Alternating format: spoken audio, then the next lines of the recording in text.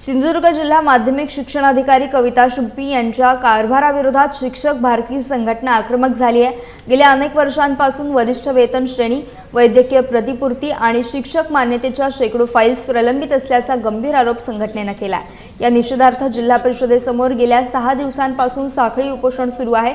सलग 6 दिवस आंदोलन सुरू असूनही माध्यमिक शिक्षणाधिकाऱ्यांनी अद्याप कोणतीही दखल न घेतल्याने शिक्षकांमध्ये तीव्र संताप व्यक्त होतो आहे। दरम्यान जिल्हा परिषदेचे मुख्य कार्यकारी अधिकारी जयप्रकाश परब यांनी आंदोलनस्थळी भेट देऊन आंदोलकांशी सविस्तर चर्चा केली। शिक्षकांनी आता संबंधित शिक्षणाधिकाऱ्यांच्या बदलीची आग्रही मागणी केली आहे। प्रशासकीय दिरंगाईमुळे शिक्षकांचं मोठं नुकसान होत असल्याचं यावेळी सांगण्यात आलं आहे। आता या प्रकरणावर वरिष्ठ प्रशासन नेमकी काय कारवाई करणार याकडे संपूर्ण जिल्ह्याचे लक्ष लागले आहे। दोषी अधिकाऱ्यांवर तातडीने कठोर कारवाई होणार की शिक्षकांचे आंदोलन अधिक तीव्र होणार हे पाहणं आता महत्त्वाचं ठरणार आहे। आंदोलनाची कारणं ही संपूर्ण जिल्हा आणि महाराष्ट्राला माहीत आहेत।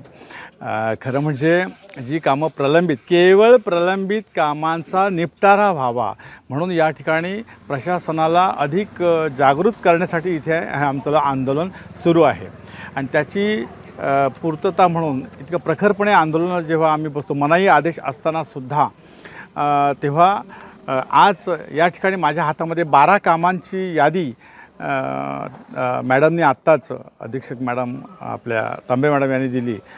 आमची एकूण 82 कामांची यादी आम्ही त्यांच्याकडे दिलेली आहे। त्यापैकी याच्यामध्ये एकूण 12 आहेत, त्यापैकी 4 ते 5 आमच्या यादीतील नावं आहेत। आमचीच कामं व्हावीत हा प्रश्न नाही आहे। इथे हा संपूर्ण सिंधुदुर्ग जिल्ह्यातील जे त्रस्त शिक्षकेतर कर्मचारी आहेत, या त्रस्त असलेल्या प्रलंबित कामं असलेल्या सर्व शिक्षकेतर कर्मचाऱ्यांचा शिक्षक भारती हा आवाज आहे। माझा वैभववाडी, खारेपाटण, दोडमार्गवरून येणारा जो शिक्षकेतर कर्मचारी आहे त्याला गृहीत धरता उपयोगी नाही। जे प्रशासन कार्यालय गृहीत धरत होते हे कोणी काहीच करणार नाही। रस्त्यावर कोण कशाला उतरतोय, मनाई आदेश आहे कशाला उतरणार, हे साफ चुकीचं आहे। असं नाही आहे। आम्ही आमच्या हक्कासाठी भले आम्ही जे कोण नेतृत्व करत आहोत, आमच्यावर गुन्हे झाले तरी हरकत नाही, आम्हाला आज जावं लागलं तरी हरकत नाही। या शिक्षण चळवळीसाठी आणि ही शिक्षण चळवळ जिवंत राहण्यासाठी आम्ही आमच्या न्याय्य हक्कासाठी रस्त्यावर उतरणारच आणि त्याप्रमाणे उतरलेलो आहोत।